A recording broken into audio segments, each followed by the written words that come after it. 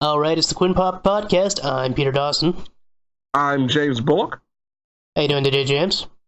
Oh, Peter, I gotta tell you, my soulfulness is almost glowing today. Wait, is it the Warrior? Ah, man, I don't know. It's almost like it's on a discovery, really. Mm. Yeah. Well, now I'm just feeling powerless. Well, at least you don't feel like you're a stranger of things. And then we'll all be Crisis on Earth X. Wow.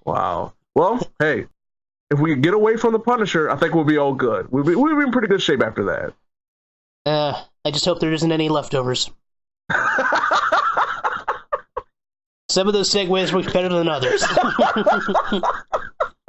Okay, in case our obnoxious banter hasn't already clued you in, today we're going to be talking about TV and movies. Specifically, we're going to be talking about 2017, the year in television.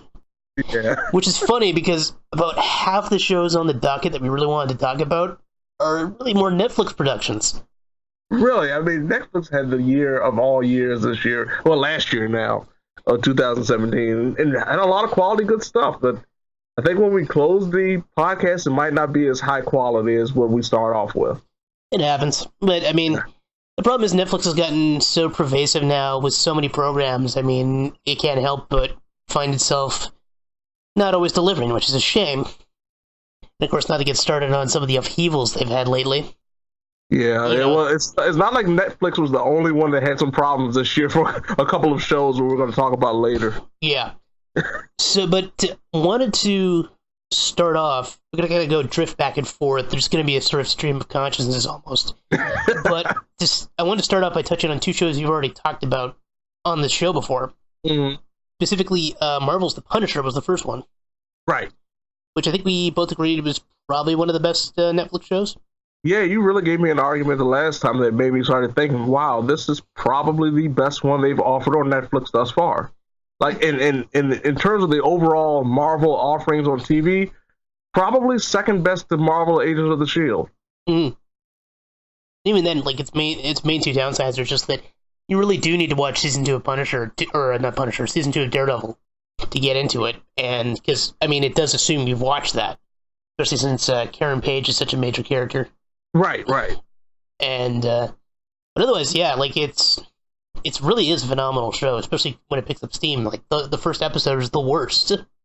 Really, it is. Like, that's the one, the slow burn episode that just felt really awkward. Mm-hmm. And it's always a shame when the pilot isn't the worst episode of a show, because that means they've had some serious lows. Right. Ideally, with the pilot, you want to have nowhere to go but up. Exactly. Because pilots can be rough. But, yeah, and then we also really loved Stranger Things 2. Very much so. One of the best bromances of the year, if I had to say so myself. The bromance of Stranger Things? Yes. We've had a lot of bromances, but nothing tops the bromance that I think you know what we're talking about. Yep. Can't wait for next season when Billy and Steve make it official. Hey, when you're sharing hair gel tips, man, and just trying to tell a guy, a younger person, a person that's a protege of yours, what you need to do to get that hair just luscious, I really think you're about to take that next step. I think so. But a Netflix show we haven't actually talked about yet, which is appropriate to start off with in terms of talking about new shows, is one that's close to something we quite love, because we both also love professional wrestling. We don't do too much about it on KwinnPop website, because we already have a bunch of talented people doing that. But one show in particular is G.L.O.W. Yeah. Or The Gorgeous Ladies of Wrestling, which is a fictional sitcom, well, not a sitcom, dramedy is probably more accurate, based on the real wrestling promotion, The Gorgeous Ladies of Wrestling. Mm-hmm. But characters inspired by the originals, but different enough to, no people were harmed, etc. Different characterization, stuff like that. And just different premise to allow for more ridiculous 80s shenanigans. Yeah. Yeah, because, I mean, anytime you have a show with a drug dispensing butler robot, you have to go a little bit further than just trying to be a documentary or a real life take of what really happened. Yeah. Or, you're doing the Rocky IV approach. Yeah. It's nothing but robots and communists.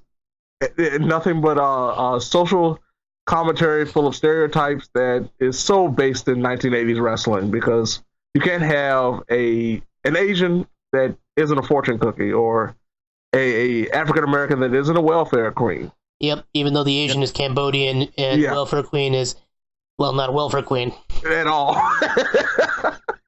She did have kids, I think, but we never saw them. She actually did. She talked about her family, how embarrassed they would be seeing her portray this character. Yeah, I am interested in seeing if she gets more presence in season 2. Yeah, because she really stole, which was Kia Stevens, who's also Awesome Kong, Amazing Kong, in the world of professional wrestling. She really did a great job. Like, she's one of those bright spots that I think a lot of people didn't expect to be as good as she was. Karma also in WWE. Karma, yeah, exactly. We should shout out her unfortunately brief WWE run. Yeah. A lot of circumstances under that, but yeah, just to quickly update people on the premise. So, like, it follows Alison Brie, who is a terrible person. Very, very horrible person, who is the protagonist, no less. Yep. Well, she's a protagonist, and like, the important thing is her most likable quality ties into one of the themes of the show, which is ultimately about female empowerment. Right. It's a sleazy type of 80s empowerment, but it's still empowerment. Because, I mean, like, the guy who produced it essentially made porn. Right.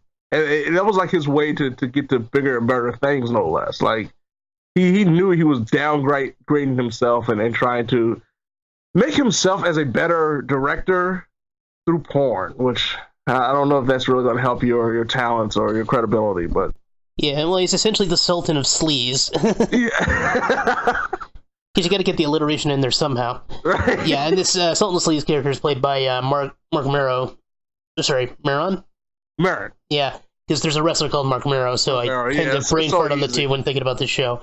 And yeah, the rest of the cast is pretty good. Like, they recognize, what makes wrestling so great, and they have a lot of actual wrestlers appear in small roles. Like we said, right. Kia Stevens is one of the recurring cast members. She's not like a main character, but she's one of the key members of the G.L.O.W promotion. Yes. And it does look like she's going to be a bigger part of season 2, because, well, just how the season ended up. Let me just put it that way. Yeah, she really was a big moment at the end of the season finale. Mm-hmm.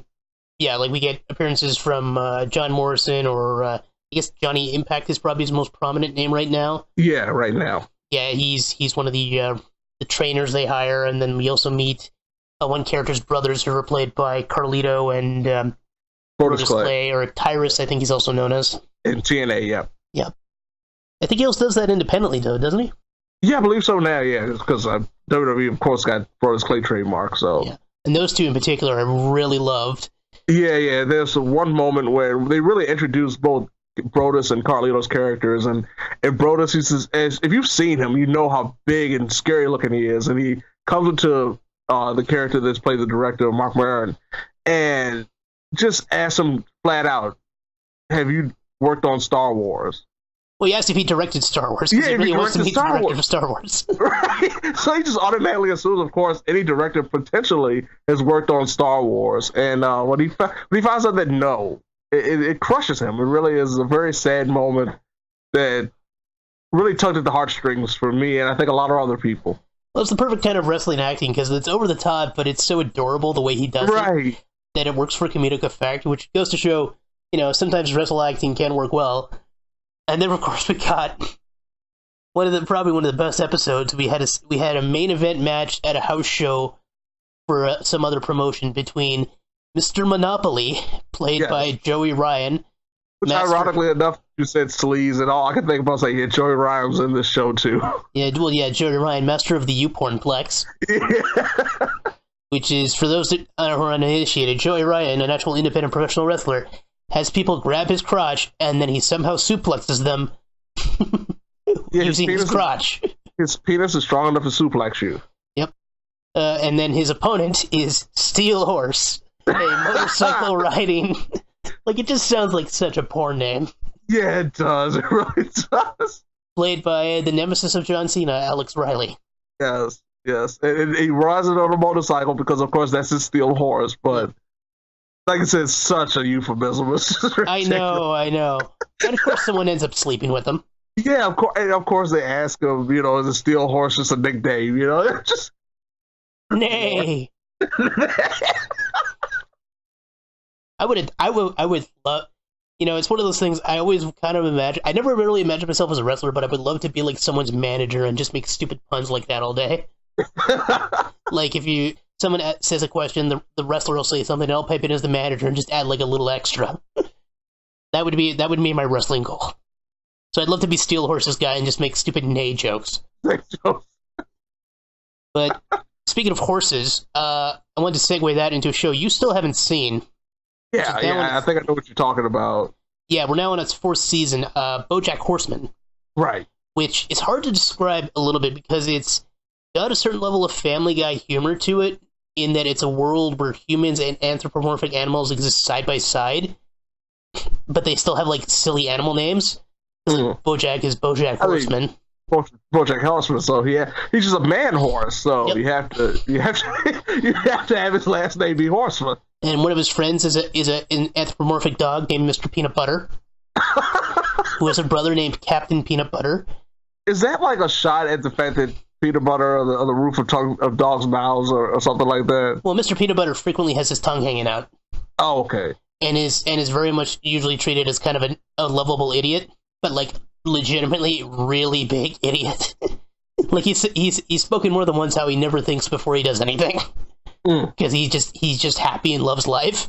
Oh, well, that's good. Oh no, he's still an endearing character, but there's okay, like, which is important with a character like that. He's very much a lovable buffoon. And then Bojack's, I can't remember if she starts out as a manager and becomes an agent, or it's the other way around. But her name is Princess Carolyn, and she's a cat. But as far as I can tell, her last name is Carolyn. Much like how Mr. Peanut Butter's last name is Peanut Butter. Or seemingly, because, like I said, he's got a brother named Captain Peanut Butter. And, yeah, Bojack himself is voiced by Will Arnett. Princess Carolyn's voiced by Amy Sedaris. Let me think here. And then Mr. Peanut Butter is Paul F. Tompkins. Alison Brie, who we just talked about. She plays Diane Nguyen. Kind of a feminist blogger type who does all kinds of other stuff. And then there's Bojack's live-in friend / manservant Todd, played by Aaron Paul, who basically exists to have Aaron Paul say the most ridiculous sentences with absolute Aaron Paul levels of certainty. Wow. The character, I know some people who hate the character, but I personally love him just because of all the ridiculous things he manages to say with just straight face. Wow. Yeah. And despite the wackiness that goes on and the silly animal jokes you get, like at one point you see a group of horses running through the wilderness, and it's just a horse jogging club, because they're anthropomorphic horses in a jogging club just running through the wilderness, as it were. Like I say, if that would be a stampede, like that would be just normal for them, though. Wow. I know, right? And then at one point, this guy goes to a restaurant and orders a steak, and at the nearby table are 2 pigeons, and when the steak shows up, the pigeons just start like swatting at him, trying to steal the food. And of course, you also get the Family Guy edgy humor, like because Bojack used to star on a 90s sitcom called Horsin' Around, where one of the big hooks of their Christmas special is the fact that his firm apparently has a new employee named Goldstein who wants to work on Christmas Day. So much horse in this audio. And the horrifying part, I apologize to anyone who's going to be offended by me repeating this dark joke they make. So, later in the Christmas special, Bojack's character decides, I'm not going to work on Christmas Day. If Goldstein wants me to do it, he can kiss my ass. He's like, yes, I think... And then his boss agrees. I was like, yes, I think I should fire Goldstein. And then the audience cheers, and then one audience member shouts, fire that Jew! Wow. I know. It's just like, well, that's one of the darkest jokes in television history. Wow. And most obviously anti-Semitic. Of course, it's pointing about the fact that 90s audiences used to maybe not be as sensitive to that type of stuff. Oh, yeah, we were terrible. Yeah, well... We were really terrible. I mean, when you really think about it, looking back, especially even me and his kids, like, just looking back at Living Color, let alone... Oh, yeah, well, there's some pretty bad stereotypes. Like, I mean, look at this way. Comedy is one of the things that it tends to age the fastest and for the worst. Yeah. The fact that you can look at any comedy from the 1980s, 1960s, 1970s, and still find it at least partially funny is impressive. Right. I mean, if you watch some old comedies, parts of it won't hold up by modern standards. Oh yeah, but there's certain things you just cringe at now. Absolutely. I think the fact that the original Ghostbusters is, in many ways, funnier than the recent remake is either a damnation of the new one, or just goes to show how genius the original was. Yeah, I'll go with the latter. I'll go with the latter. Yeah. I try to be a positive person on this one. I'll go with the latter. Sure. Yeah. You know, the world's a better place if you just assume the latter. But speaking of, before we move on, I just want to also mention that Bojack is also a series that dives deeply into depression and alcoholism. Right. Because while there's comedy bits where characters die or even eaten, cannibalism does happen in an episode. Mm. And it's played for laughs. And very effective laughs. I don't want to give it away because it'll spoil a certain character's fate, but there's also some really dark moments that really look at, Bojack's life itself is ultimately a life of misery. But speaking of people who have a life of misery, that are animated. Kids, fame and success don't always guarantee you not having a life of just sheer utter misery. Yep. Well, the theme song has him singing about how back in the 1990s he was on a very famous TV show. I'm not joking. The ending credits theme is actually very depressing to listen to. But, moving on from one depressing animation project to another depressing animation project. Okay. We talked about this before. Rick and Morty. Rick and Morty Season 3. Wubba lubba dub dub. Yep. Show me what you got. Rick and Morty Season 3, very good season, very dark season. Very much so. It's hard. Not enough bird person, though. Sorry? Not enough bird person. I know, that was the weird thing. Like, Rick and Morty, they're happy to let plot threads hang for seasons. Yeah. Because in Season 3, we got a payoff for a hook that happened in Season 1. Yeah, that we never got any glimpse of in Season 2. Mm-hmm. Which actually tied into my favorite episode of the season. Yeah, no, there's a lot of really good episodes in Season 3, and there's also a lot of really good dark jokes. To bring back another one, there's one where they do child death as comedy in Rick and Morty. Yeah, that really dropped my jaw. Like, I was really in shock when I saw that. I didn't think... It is funny because as much as we watch Rick and Morty, you can't expect the unexpected, but that was one of those unexpected moments I didn't expect. Yep. I mean, just in case people were horrified that I found the anti-Semitic bit from Bojack hilarious, we also found child death hilarious. So we're very much terrible people when it comes to comedy. Yeah, we really are. And these shows just reveal just how bad of people we are. In a way. Yeah. But, and then, I mean, you top it off, like, people jumping on the McDonald's counters, screaming they want Szechuan sauce. Yeah. As we're recording this, an H&M store just got trashed because people were upset about a hoodie that had some racially insensitive. Yeah, like, I'm not saying the reaction was over nothing, but you don't react to what happened by trashing in that kind of way. In that kind of way. I mean, we're doing enough tweets. We got Titus O'Neil on our back right now to help us out tweet against H&M, so there you go. Yeah. You know, be smarter, and you can't show yourself being smarter if you just cause destruction with no logic behind it. Well, okay, the flimsiest of logic. You know what? I'm giving them too much credit. There was no logic in that destruction. No, they just found an opportunity. Hey, let's destroy the store now. We got a chance. Yeah. But speaking of awkward racial conversations, do you want to talk about another Netflix show? Yeah, one that I think you saw a little bit of, not maybe the whole season. I think I did see all of it. I just don't remember it as well as you do. Yeah, that was one big problem with the show in particular, and the fact that so much stuff happened this year. So much stuff came out. So much good stuff came out, and I think it kind of got lost in the shuffle. But it was really timely, and that is Dear White People, which initially, as you remember, got a real bad rap when the initial trailer dropped.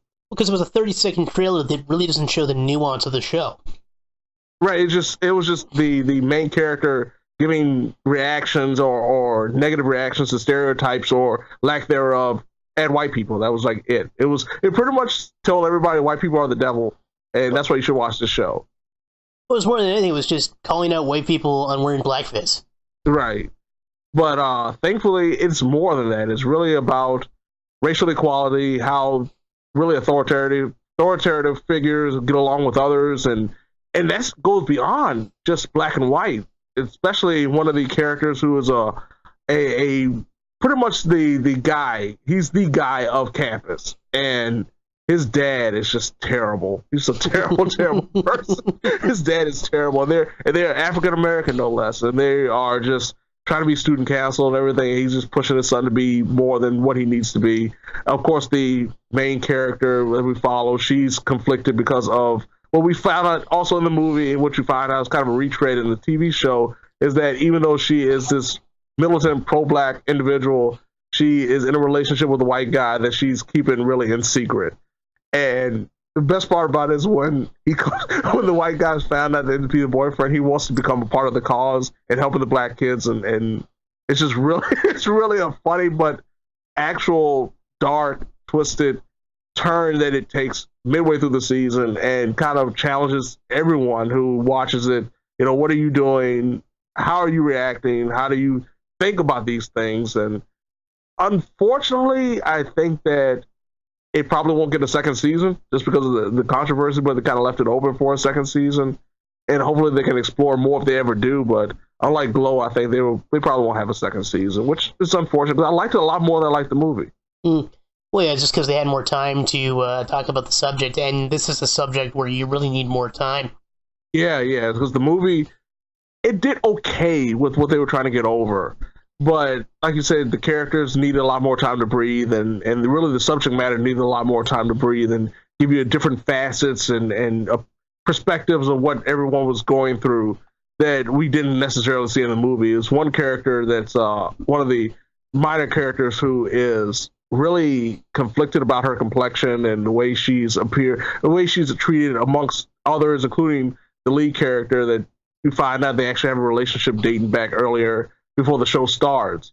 And like that is played out also in the movie, but it's done in such a rapid manner that you really don't get the essence of it compared to in the TV show. Solid show. I say Dear White People is a solid show. Oh yeah, no, like I said, it's just you can add more nuance the more time you have. It's just the way it is. Yep. Which is the one challenge with films, which is why you sometimes just have to have such a narrow subject. Like it's like, oh, we could do a 2-hour movie about Winston Churchill, or we could do a 2-hour movie about the first 30 days of Winston Churchill as Prime Minister. Right. Which explains why we still need Winston Churchill movies.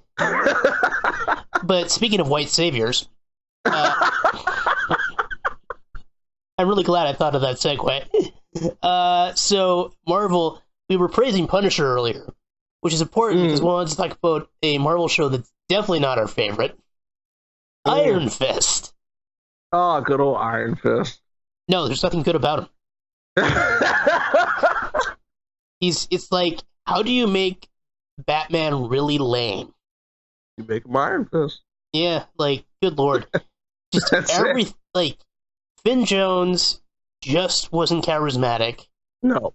Which is a shame because he was a lot better when he was the Knight of Flowers on Game of Thrones. He had nobody to play off of. Oh, like, all the actors didn't seem to quite... People were inconsistent from scene to scene. It drove me nuts. Like, it's like, he goes with smiles to see the people who hadn't committed to an insane asylum where they can't just try to convince him that he was crazy. And we spent an entire episode trying to be convinced that the main character is actually crazy. I'm like, why? And we absolutely know what's going on. That's the worst part. Insulting the viewer's intelligence is Iron Fist. Yeah, no, there's three redeeming factors of the series. No, you know what? I'm going to say 4, just to give it more fingers, because I am counting this on my fingers. You started off with 1 finger. I wonder which one that was. No, technically I started with 2, which is still up your bum in the UK. So, not sure if that's better, but in this case, yeah, like the Drunken Master for the one scene he was in. I'll totally give him credit for that. He was one of my favorite quirky villains. Yeah, that was one of those I wanted so much to come back. But it turns out the guy who played the freaking Drunken Master was one of the original choices to play the lead. And based on that one scene, I would have much preferred him. Oh my goodness. This just makes it worse. Yeah. And then we had Colleen Wing, who, aside from a couple episodes where she became really dumb, which I blame on another character. Right. I was about to say that was kind of a recurring theme when it comes to this show. Well, yeah, but in general, she was such a great character. She was genuinely quite reasonable. She had some really good fight scenes, and like by the time we got to another show we'll talk about later, it really felt like she should have been the proper hero. Right. And then third thing, not Grant Ward. That's a different Marvel show. Ward Meacham. About a better show. Ward Meacham. I'll totally give him credit for Ward Meacham because he went from the most stereotypically cartoonish villain. Like, I think when I couldn't remember his name, I started calling him Donald Trump Jr. Because the millionaire villains, because, they're rich New Yorkers, they really made me think of, like, a really bad parody of the Trumps. Right. Like, not compelling in the slightest if it was meant to be something like that. But he had the slick back hair that really made me think of him. But man, no, Ward Meacham is easily one of the most likable characters in the show by the end of it because they make him so sympathetic. It's so ridiculous how much you want to care about this guy. Well, yeah, it's hilarious, too, because he starts out, he's like randomly pulling guns on people, happily letting factories poison people. He's the biggest jerk in the world that you can imagine. It's one of the biggest heel face turns I've ever seen in television, which is why I still can't fully hate Iron Fist, despite everything. Just because that transformation is so fascinating, and I don't even fully understand how they did it. And it really is a testament to the actor that he could play someone so cartoonish at first, and add so much nuance to this cartoon villain. Like, it feels like, at first it felt like he should be teaming up with Cobra Commander to steal the world's supply of salt or something. And then by the end of it, it's like... It felt like he could be, like, on The Wire or something. Yeah, it was a really great transformation of character arc that I did not expect to happen. Especially considering how much of a slog watching the show was initially. Mm-hmm. Like, that was like the bright spot of making me keep watching. Like, that was the thing that kept me going. Yep. And, yeah, the last one was, of course, Madame Gao. Mm-hmm. Still a pretty solid villain. I mean, she got a little overexposed, but nothing to her ultimate detriment, really. Right. Which leads in nicely, because there was a villain that showed up in Iron Fist that was the worst villain Marvel's ever conceived. Like, by far. I refuse to hear arguments for anyone being worse. Yeah, I cannot disagree in the least. Bakuto. He is the worst. Like, there's no charisma, there's nothing. No, he's just and he's so terrible, he bled over into another series. Yeah. Because he shows up again in The Defenders. Oh my goodness, and now we go to even further. Yep. And this is the thing with The Defenders. And I think this is what's more disappointing than Iron Fist is because at least Iron Fist was a standalone series. It was a standalone franchise for initially the main purpose of being 1/4 of what would become The Defenders. Mm-hmm. We know Jessica Jones, Luke Cage, and Daredevil. Those series were really made with the idea of let's have this epic crossover event that becomes The Defenders, an 8-episode crossover event. And they show up with one of the worst villains, if not the worst, as you said, in Marvel TV history, as a way to really bring the Defenders together. He's even worse than the frickin' senator from Agents of S.H.I.E.L.D. who ended up just randomly exploding. Yeah. She was built up as a major antagonist for half the season, and then she explodes. Well, that's the end of her. Oh, man. And Bakuto's still worse. Like, oh my god. So, the premise of The Defenders is that you take the 4 heroes from the previous shows, and you team them up to fight the Hand, the immortal ninja faction, which showed up in Season 2 of Daredevil, as well as Iron Fist. Right. And I cannot believe they somehow made immortal ninjas boring. Yeah, it was like the putties. Like, somehow, I don't know, like, how it felt like they were the Mighty Morphin Power Ranger putties, but they did. Well, no, they're not even putties, because putties had a memorable look to them. These guys weren't even wearing ninja costumes. That's true. I so would have preferred putties, because at least it would have been amusing to see guys in matching uniforms making horrified, vaguely humanish noises that sound like creatures of a tortured existence.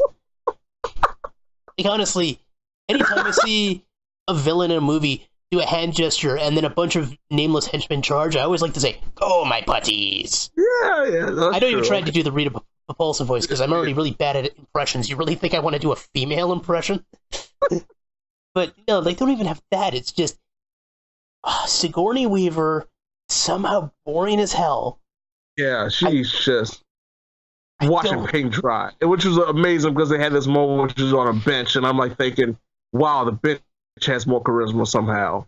Which is so, like, because she's doing the best she can, it's just the material is so nothing. So pathetic. It's freaking mayonnaise sandwich level bland.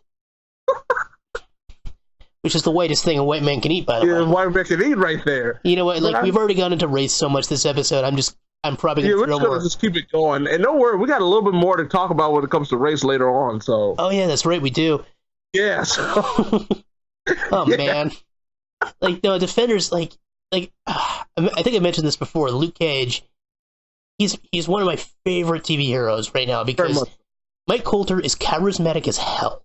Yeah, that guy just has charisma to spare. He's so the only problem with Luke Cage is they make him so hesitant to be a hero. Right. Which is probably the most frustrating thing about Luke Cage, because he's such a gentle giant. I want him to hug me, because I know it'll be like a security blanket. You know, I'll just take a fist bump. I'll be perfectly fine with that. I want him to hug me, and it doesn't even have to be because he's shielding me from bullets. I am in no way romantically interested in this man. His clutches.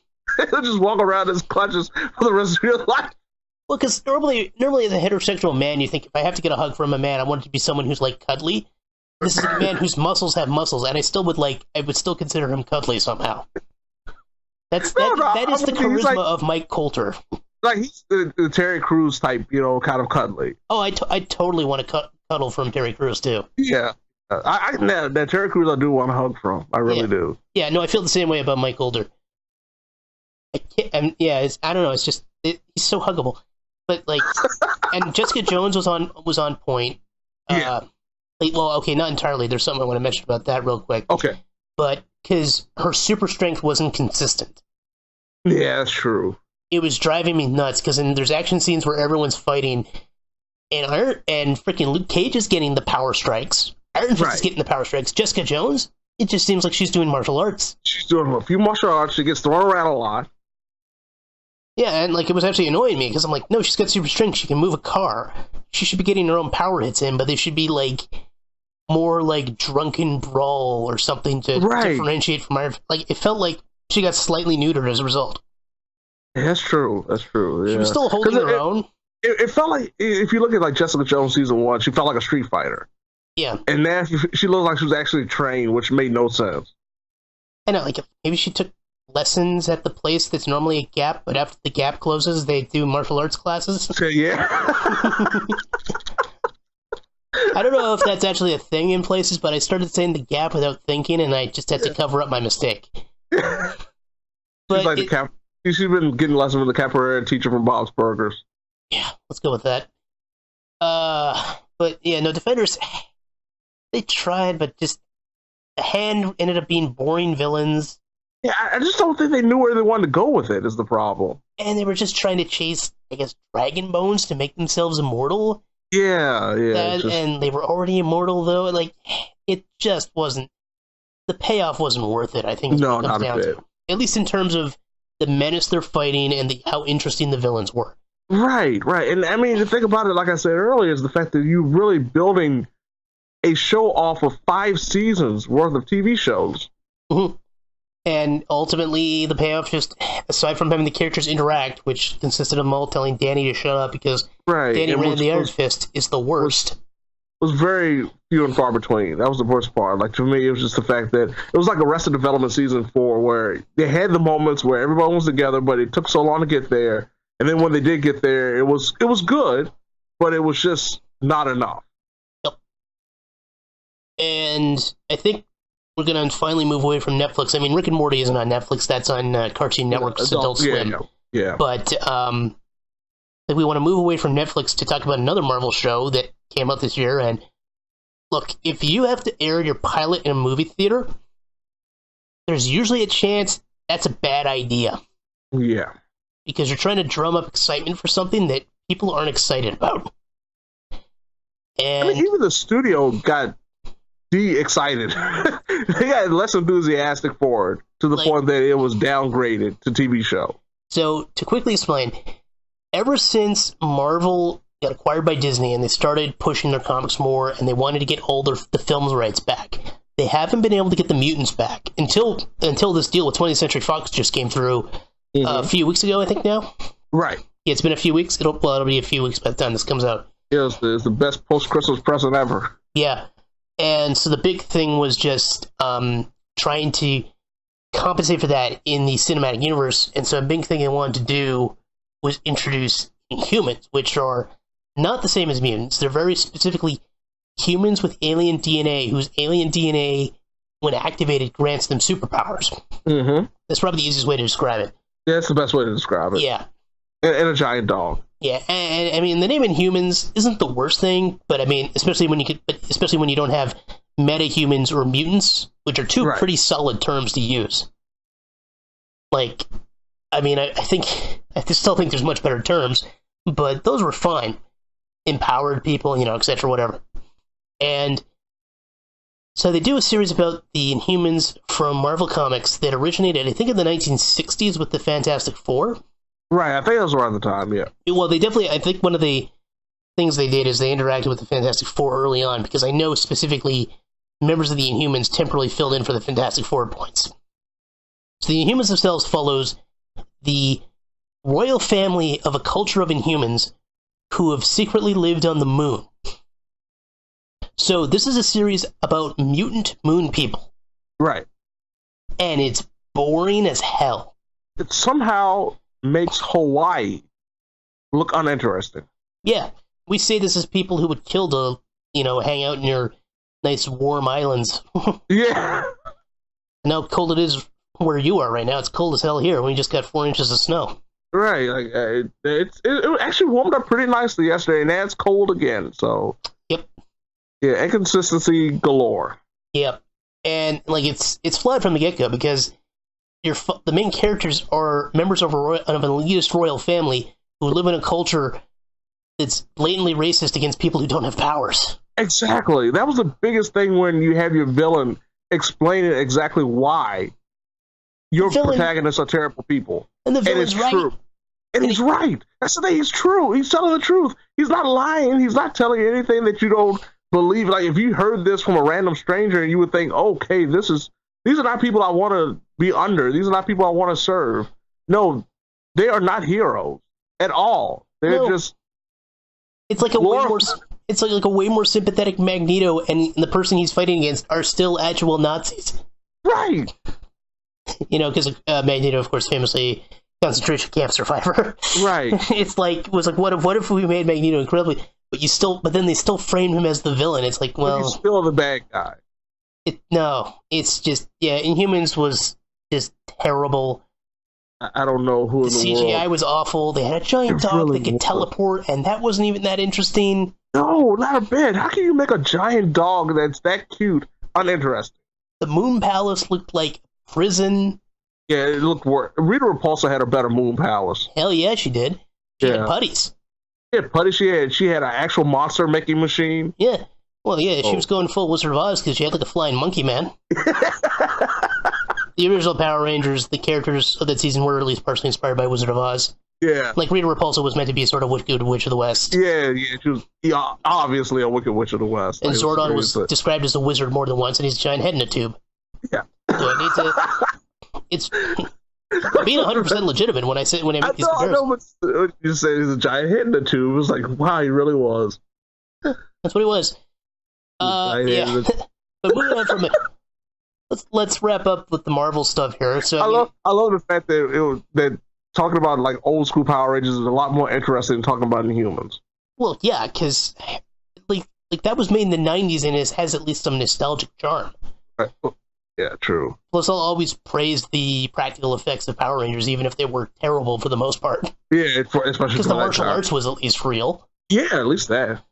I still think the fights in the original series were better than most of the fights they had late in the movie that just came out. Oh yeah, I definitely agree with that. Too much CG. Yeah, very much so. But speaking of a series that still somehow has that 90s charm despite being made in 2017, if there's one thing I thought was done really well this year by DC, because like we mentioned before that Justice League wasn't very well done. It turned out better than I think we thought it was going to be. But yeah, I think our expectations were so low that it turned out an okay movie was actually pretty good. Well, it was definitely watchable. Yeah. No, I'm saying like it's okay. Like by any other standard, it'd just be okay. Yeah. But since the crap they put out the last few years, it actually it's pretty good compared to what has been. Yeah, it just wasn't better than Wonder Woman, which was ultimately outside of Wonder Woman. Yeah, that's it. But in this case, we got Crisis on Earth X, the epic four-parter on CW, which combines the universes of Arrow, Flash, Legends of Tomorrow, and Supergirl all together. Right. And it did a much better job this year than last. Yeah, it blended so well compared to the last one, where it just felt like I don't know if anybody's ever seen or remembers this, but I remember when they had a 3-block episode on for Family Guy, Cleveland Show, and American Dad. It was all based around a hurricane, and like that was the last season example where everything felt separated. This flowed pretty well with the Crisis of X. Like it just worked very, very well in flowing everything together without kind of having each show feel so separated from the other. Yeah, there was a few elements here and there. I mean, right, like the Supergirl and Flash ones really focused on the characters from that, etc. But and like when we got the Legends of Tomorrow episode, that's when a few Legends characters who've been absent from the crossover up till that point finally show up. But in general, it all paid off very well, and it's Crisis on Earth X. It starts out as the marriage between the Flash and his longtime girlfriend / adoptive sister, but let's not think too much about the implications of that. We don't want to think too hard now. Yeah. And they end up getting attacked by doppelgangers from Earth X, another parallel dimensional Earth where, yes, the Nazis won World War II. Yeah. They got Man in High Castled.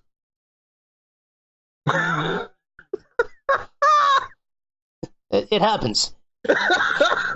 So they have to fight interdimensional super Nazis. Right. It's like every left winger's worst fears all at once.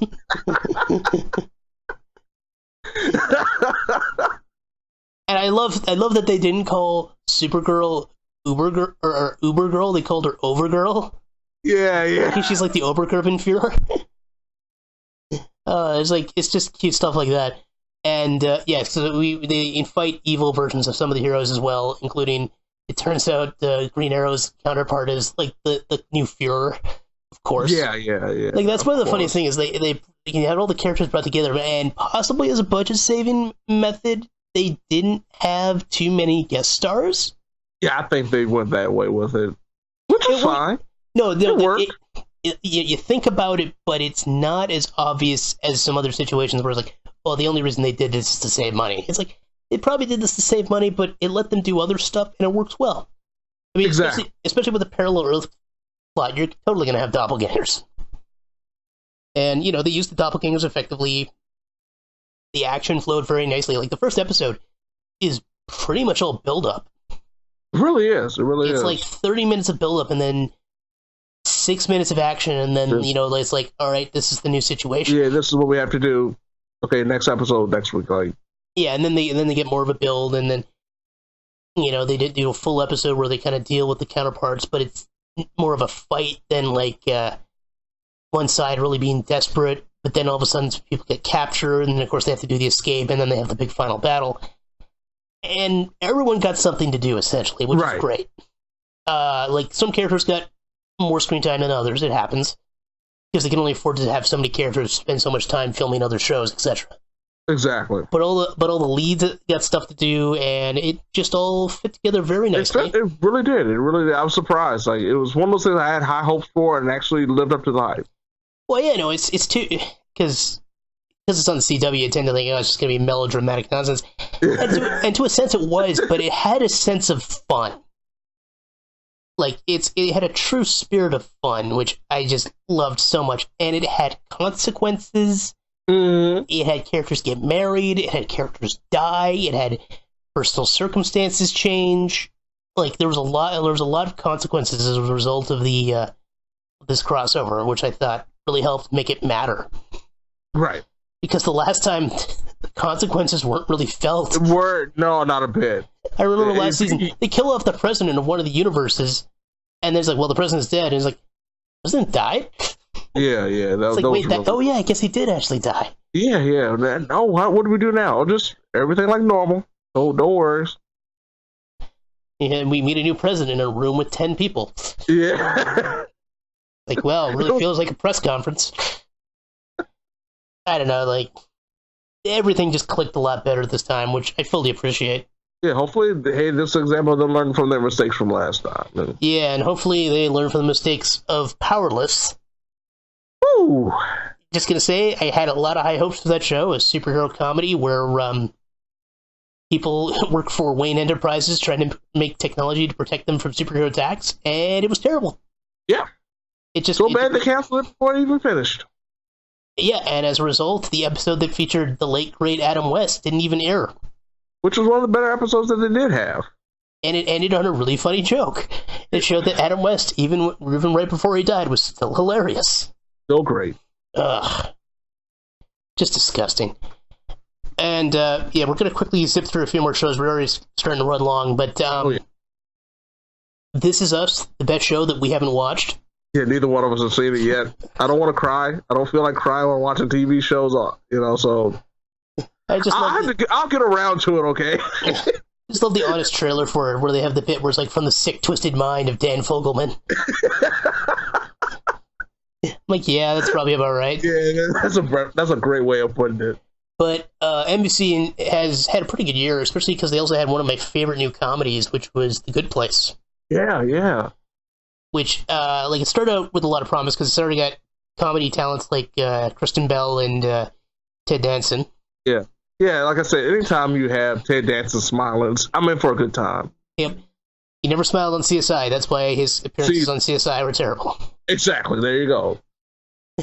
But Good Place is about a group of people who end up in what's known as the Good Place, seemingly a version of heaven. Like, it's the afterlife. It's the positive version of the afterlife, but it's not heaven, because, like, one of the first jokes they have is explaining just how... most religions are no more than, 5 to 10% correct? Right. Yeah. And so, as a result, it's like, they... Obviously, the Christian symbolism is the most obvious, but there's a lot of other symbolism going on. It's a very clever show. Yeah. That's one thing I love about The Good Place, is the fact that it just respects all religions and the positive aspects of them in terms of trying to, present, hey, this is how you can be a better person. Yeah. Most of the... They have jokes that's like, you're from Florida? You're going to the bad place. Yeah. They have some kind of little mean-spirited jokes about... Yeah, a little tongue-in-cheek stuff, but nothing too bad. No, they in general, they do talk a lot about philosophy, too, which is interesting. Mm-hmm. And as a result, it's a very phenomenal show. And, it's not just a great comedy, it's great narrative. Which is why I think it stands out so much. But speaking of great narratives... Game of Thrones. Because HBO has had a pretty good year. And this was bouncing off the year where they had Westworld.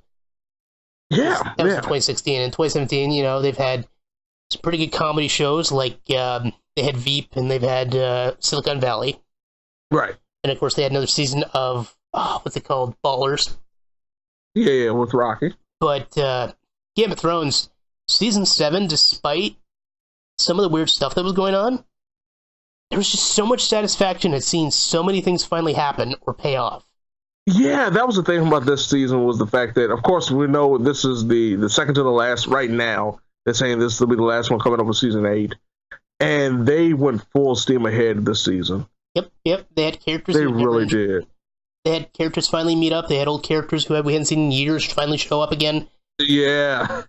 Characters who hadn't interacted since season 1 interacted. One finally had an opportunity to meet up again.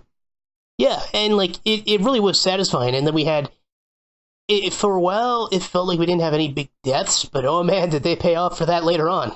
Oh yeah. And I mean, it's always awkward when a show gets built up for its deaths, but I mean that's one thing Walking Dead and Game of Thrones are known for. Oh, definitely. And Walking Dead is kind of petered off of that the last few seasons, I should say. We had one major death at the end of this mid-season so far for Walking Dead, and we didn't even know who it was that died. So I know, it's just... stuff like that. But Game of Thrones on the opposite end, they are killing. They killed off quite a few this season, and some very important characters. Yeah, they just flat out ended a lot of plot threads. Yeah. So the final 6 episodes should be very focused, and yeah, it really is. I'm willing to forgive stuff like weird time scale just for the sake of this. That was the only thing I was going to bring up, was the fact that it just had a lot of time skippage during this past season. But yeah, because they really had about a year's worth of events happen in 7 episodes. Yeah. And it was a little more glaring as a result.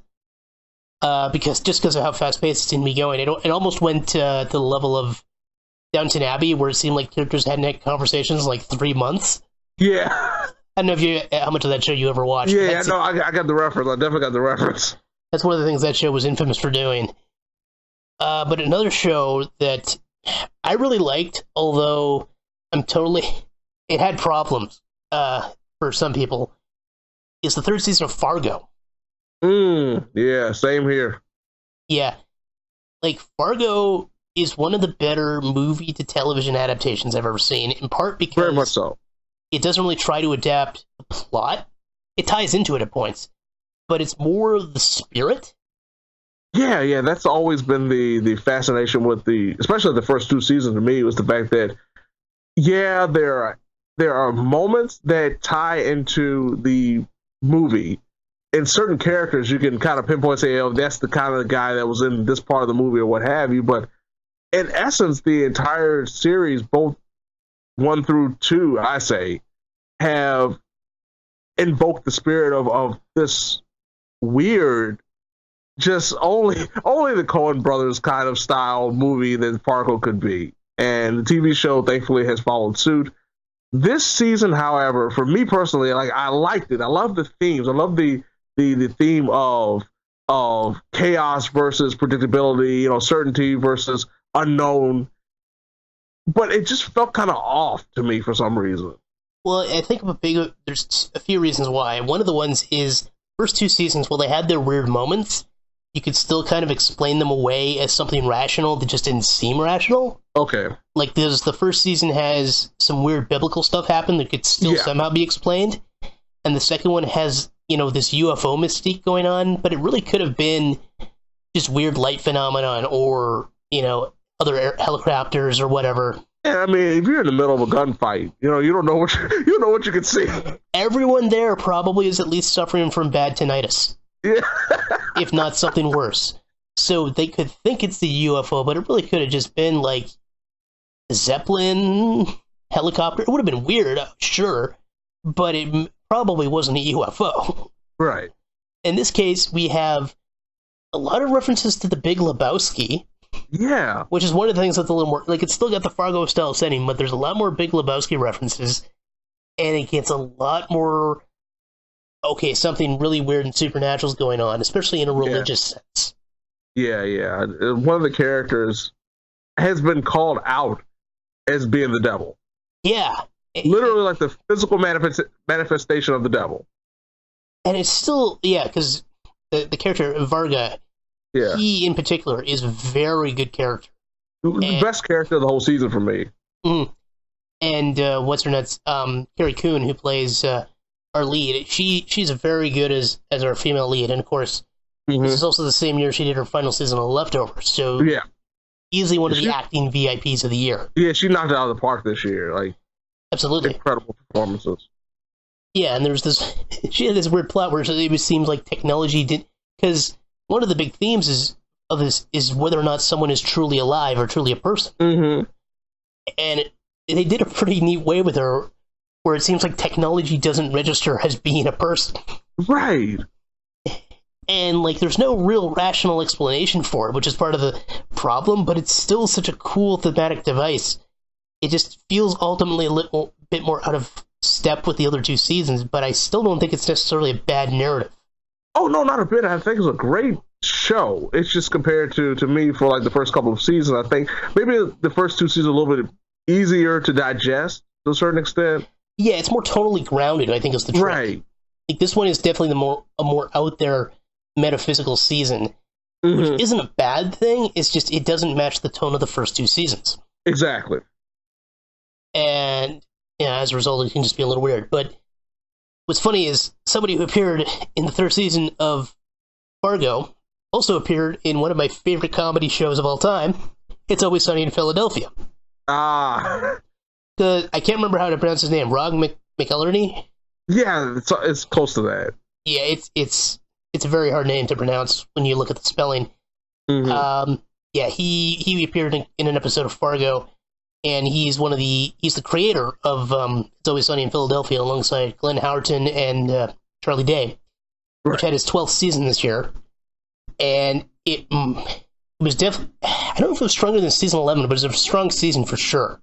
Yeah, I didn't see all of it thus far, but the points that I did, the episodes that I did, were very, very entertaining and kept to the status of Sunny. That it's just remarkable to think that it's been going on for as long as it has.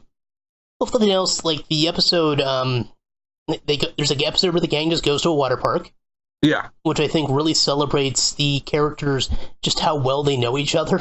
Because at one point, there's two characters who walk by and they look at each other. They clearly both heavily involved in schemes. They're like, hey, you doing an AIDS thing? Yeah. You doing a fake daughter thing? Yeah. Cool. The fact that they know that these horrifying scenarios... Yeah, these are stereotypical of them. Yeah. Which one's worse, the fake daughter or the AIDS? Yeah.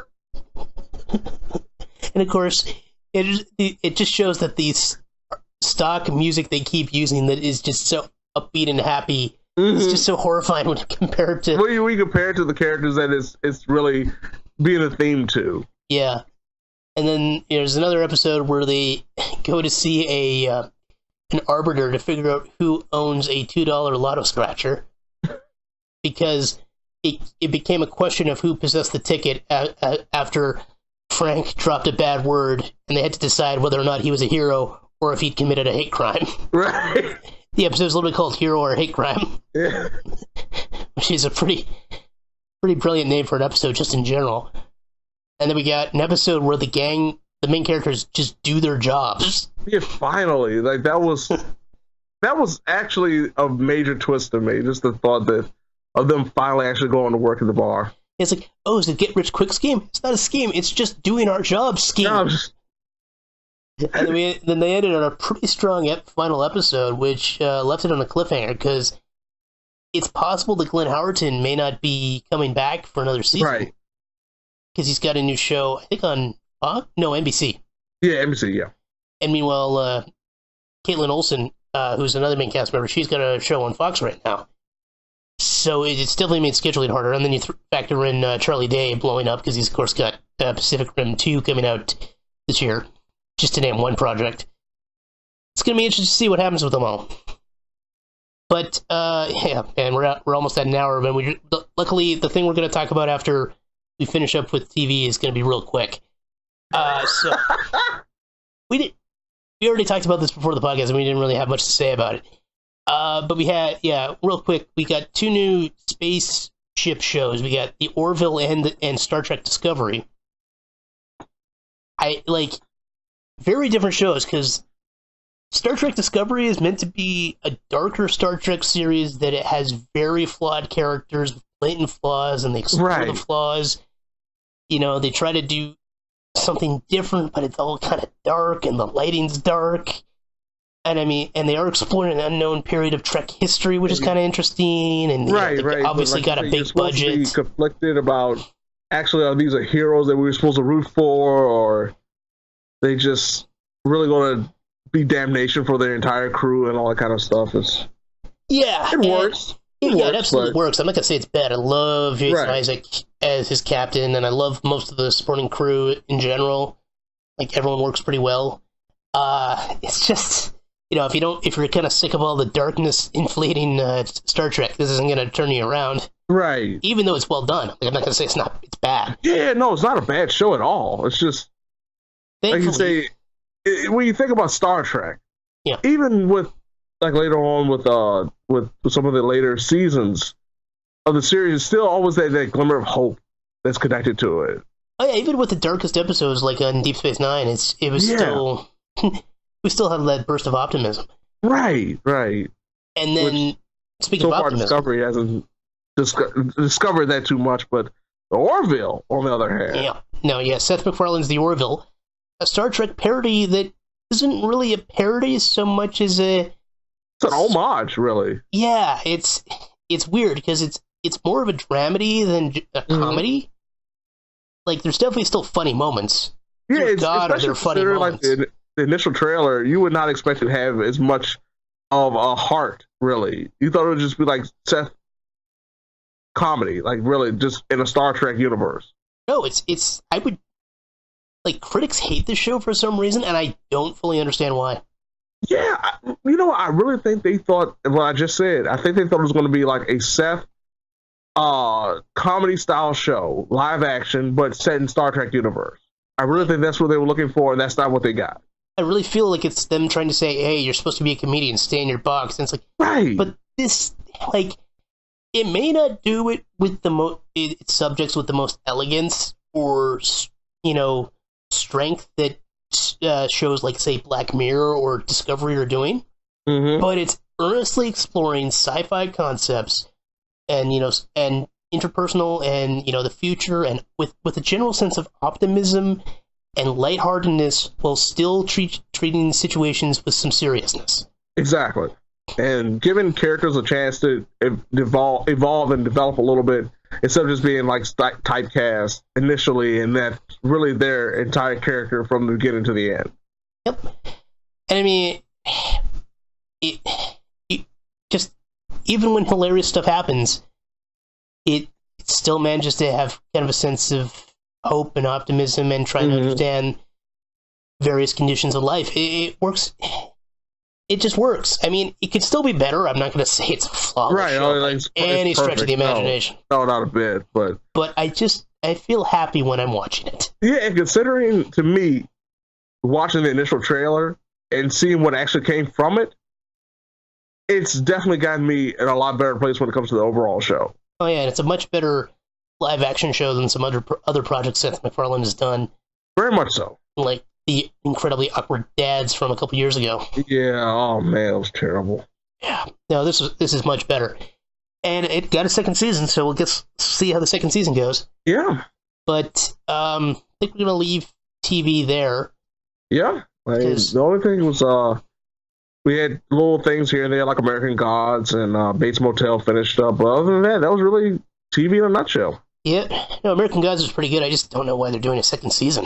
I don't know where they can even go because I know a lot of people have already left. Yeah, it just doesn't seem like there's a point. Yeah. Because, I mean, they adapted the book. That's all they really need to do. Right, exactly. And Bates Motel finished because after it finally got to the point where Psycho happens, I was like, well, yeah. Do you really want to continue? It was obvious there was nowhere else you could go with it. Yeah, no, they understood to stop. Good for them. Yeah, you got to give them credit, because once they said they knew exactly where the stopping point was, and they were not going any further. So, yeah. But real quick, we wanted to touch on the Netflix original movie, Right. Yes. Which is a big-budget Hollywood-style movie made for about $96 million. Yeah, that's the budget. Yep. Starring Will Smith and Joel Edgerton, and directed by David Ayer, who has done films such as Suicide Squad and End of Watch. Right. End of Watch being very much an influence on this movie. And we should probably quickly mention it was written by Max Landis. Yeah, that's a writer who has done some work I have enjoyed in the past, including Wrestling Isn't Wrestling, Chronicle. I was about to say Chronicle. Don't forget about Chronicle. Oh, I'm not going to forget about Chronicle. That's probably what made his name more than anything. And his hope to do a dark version of the Power Rangers movie. No, I think that was someone else. No. He's another one that spoke out and said he wanted to do like a dark version of the Power Rangers movie. Okay. But yeah, he also did Dirk Gently's Holistic Detective Agency. Right. Which is a show I decided to skip over because I didn't want to spend too much time thinking about this guy. Because unfortunately, being the son of Jonathan Landis, a very influential man in Hollywood, seems like he may have been doing some. I don't want to get in too much detail about what specifically he did. He did some sexual misconduct. Let's phrase it that way. Yes, keep it there. I'm trying not to get too graphic and ultimately exact details. Yeah, and as a result, because he was protected, he got away with it for so long, and it looks like hopefully finally going to get some justice. We'll see what happens. of course, it just kind of leaves a bad taste in your mouth knowing you're going to watch Bright, and it's like, this is probably going to end up going at least partially towards his pocket. I mean, right. Hollywood writers are underpaid, but that's not much of a comfort. Really not much of a comfort, especially when they use them for the marketing materials. Yeah, it's just... And it's frustrating, too. It's really sad, because, like you said, then you give a black eye. Even if the movie is good or bad, doesn't matter. You still got a black eye on it. And now, to be fair to the movie, not bad. Not very good. No. It's not as bad as I think a lot of people are making it out to be. No. Yeah, like, just wanted to make sure that was out of the way, because we want to try and judge the film on its own merits, but we had to make sure people know that, so they know if they go to see it, they have all the information. Right. Some people care about that, some people don't. It's hard. You can easily make a stance on both camps. I don't want to get into that in this conversation. What I want to say is, the movie, it's not bad.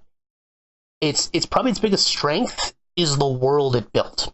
Yeah, the lore that is associated with Bright is definitely more profound than I think anything or any theme that they tried to get away with the narrative. Yeah, it's modern day Earth. Just 4,000 years ago or so, there was a war, including a Dark Lord. And as a result, Dark Lord. Yeah, sorry, the Dark Lord. Thank you. The Dark Lord. Very important. Yeah. As a result, orcs, elves, dwarves, and centaurs. Oh wait, centaurs. Yep. Yeah, good old centaurs. Yeah, they were in it too. Centaurs was one of my favorite additions. Because I keep wondering, it's like, so is the LAPD's mounted unit just like guys riding centaurs? That's what I wanted to see as well. Because we see one dressed up in his uniform, and you just imagine it. Yep, that's their horses in this world. And I could just imagine them at a bar. He looks at like a non-centaur. He's like, you know what they say about centaurs? Is they're horses, right? So they're hung like They hung like centaurs. I don't know if I should be making that joke after everything, but whatever. Look, it's a bar chat-up line. The person says no, and then they don't say anything else because the person has said no.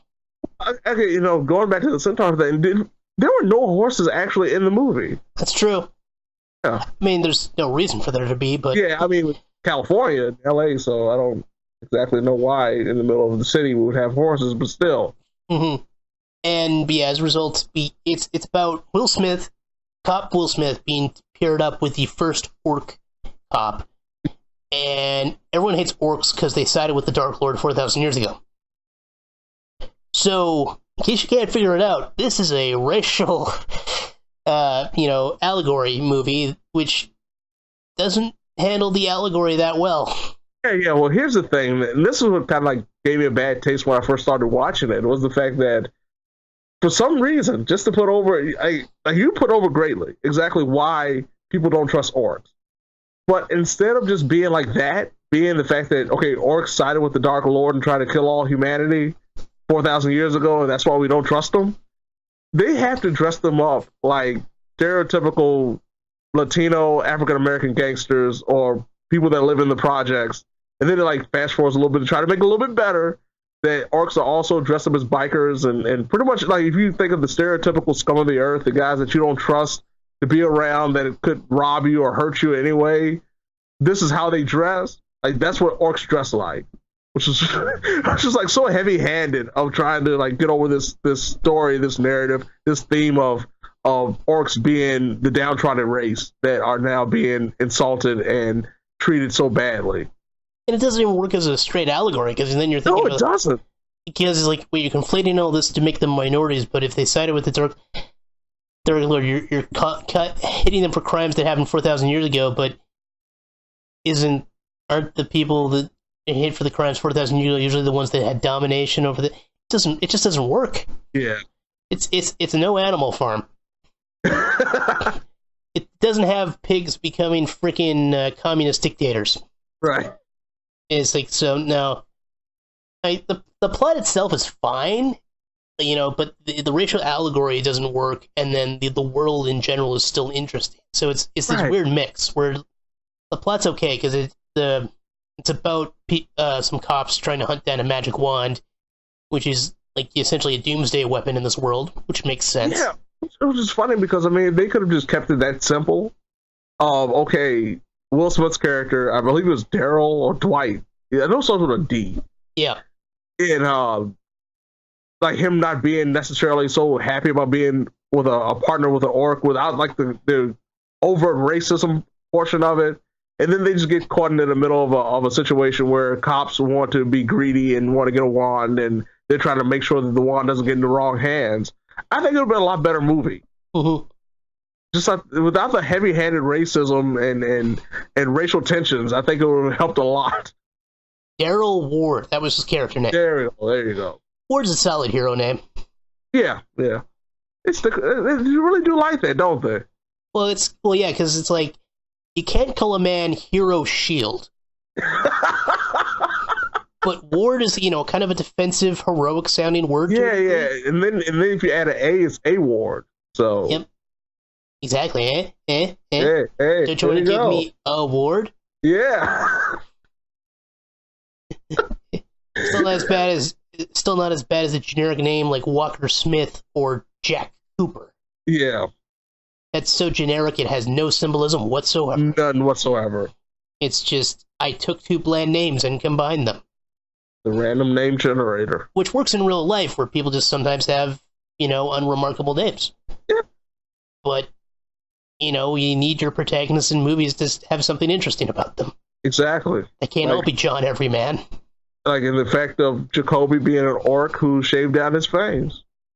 Yeah. That's how you fit in the world. You shave down your fangs. Yeah, it's... Oh, and if you're curious, it's called Bright because anyone who can properly use a magic wand is called a Bright. Yeah. Which is usually an elf. Yeah, typically elves, although it is possible for other people to be brights, which of course is a plot point. And which they don't necessarily explain as to like what triggers it, like what makes you special in the sense that you can hold it. Like they don't have a direct or definitive way of figuring out without you actually exploding. Yeah, it's like, did you explode? Yes. Then you're not a bright. Then you're not a bright. Like and you think about it, they've been having wands for I don't know how long. I mean, we can just assume that at least 4,000 years, but nobody's figured out the exact way to test out whether or not someone's a bright without them blowing up. Yeah. There you go. So it's fine, but if you have any moral issues with watching it because of the whole Fairy lives don't matter. Yeah. God damn it! I completely forgot that was a line in the movie. Oh man, fairy lives don't matter. Didn't want to like Will Smith for some reason. That's the line right there. Yeah, still not as bad as other movies he's made though, like Collateral Beauty, 7 Pounds. He was the best part of Winter's Tale. Yeah, true. Did you see Winter's Tale? Yeah. For those who don't know, Will Smith has a cameo appearance in Winter's Tale. He plays Satan, who's a big fan of Jimi Hendrix. Yeah. It's the 1920s.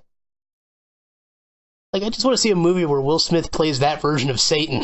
Like, I want the opening scene to be Will Smith attending a Jimi Hendrix concert, and it turns out he's Satan, and then you see him traveling through time and space to tempt people over history. Yeah. While still wearing that Jimi Hendrix shirt. We're still wearing the same shirt. I would much rather watch that than Bright. And I still, like I said, Bright had an interesting universe. It's just... it had potential, and unfortunately it didn't quite live up to it. Yeah, I think they just went so heavy-handed on one theme and kind of messed up what they could have had a lot more. I mean, one thing about it, like the villains themselves weren't really fleshed out. And I know they did like a little bit of exposition later in the movie about them, and that was really it. But like you didn't really have a reason to hate the villains, and I guess they're trying to say that humanity was villains too, so yeah, whatever. Will Smith ever go woo? No, he didn't. Yeah. Yeah, it's the biggest crime of all. Yes. Look, if you're going to assemble Will Smith's best roles, the ones that'll be the most interesting are the ones that are going woo. Yeah, and I mean, especially when you consider that he was actually involved in some gunfights too, so you should have had him say at least once. Yeah. You don't even need a siren. You could just have him shout woo as he's driving down the street. The whole time. That would have been much better. Yeah. It'd have been a better movie. It made it. That would have put it over the top. It'd have been written by a better man. Yeah. Could have made better use of its stars. I still, once again, I'm unconvinced that Joel Edgerton is actually worth the credit that people give him. Wow. I just keep seeing him in these terrible movies. Wow. I just keep, every time I see him in a movie, and I'm like, wait, why are we supposed to like you again? Like, what movie? Because I keep going back to The Odd Life of Timothy Green, which is one of the most offensive movies I've ever seen on the idea of parenting. It's just two terrible people that we're supposed to root for, and it's like, I keep seeing Joel Edgerton, and I'm like, why do we want him to be a thing? Oh, man. I'm sure I'll see it after we're done recording. I'll be reminded of something he was in that was actually good, that he was actually good in. Well, hey, it'll be Bright 2. No. Bright 2, Bright Harder. Bright Harder. On that stupid reference, I think that's going to be it for today's episode. I want to thank you for being here, James. Oh, it was a pleasure. Just don't grab onto anyone anytime soon. I'm not going to do that. I don't have the edges, man. Oh, man. Because I am not an edger-ton. No. That was a terrible joke to end on. Yeah, well, at least we already have our plans for 2018 with the hope of you getting... We have our respected people we want to get a hug from in 2018, so we're going to try to make that happen. Yeah, we'll see what happens first. Terry Crews or Mike Coulter coming for you, and we're going to get